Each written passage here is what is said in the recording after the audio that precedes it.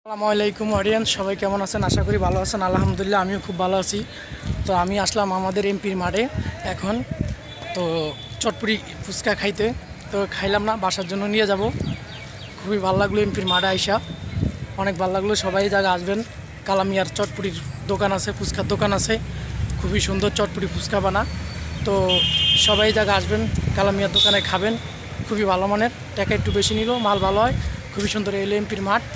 এটা হলো একটা বসার জন্য একটা জায়গা, খুবই সুন্দর, আমার কাছে অনেক ভালো লাগছে। তো সবাই এমপির মাঠে আসবেন, এই জায়গা ঘুরবেন। শুক্রবারের দিন অসম্ভব পরিমাণে এই জায়গা মানুষ থাকে। তো এখন ওয়েদার খারাপ বিদায় কোনো মানুষ নাই। তো ইনশাল্লাহ যে শুকনা হইব, শুকনার দিন আসলে এই জায়গা অনেক পরিমাণ মানুষ থাকে। তো সবাই এই জায়গা আসবেন, তারপরে চটপুরি ফুচকা খাইবেন। কিন্তু সবার আগে একটা কথা বলি, মনে করেন যে চটপুরি ফুচকা যদি আপনারা কেউ এই জায়গায় খান, অবশ্য দাম কয়া তারপরে খাবেন। যদি আপনারা দাম না কয়া খান, ধরেন চটপুরি এক প্লেট যদি 100 টাকা দামও, তাইলে মনে করেন যে আপনাদের কাছ থেকে 150 টাকা রেখে দিব, কিংবা আরও বেশি রাখবো, উল্টাপাল্টা দাম চাইবো। তো আপনারা নিজেরা খাওয়ানোর আগে নিজেরা খুবই সতর্ক থাকবেন, নাহলে খাওয়ার পরে মনে করেন যে নিজেরা অপমানের শিকার হবেন। কেন?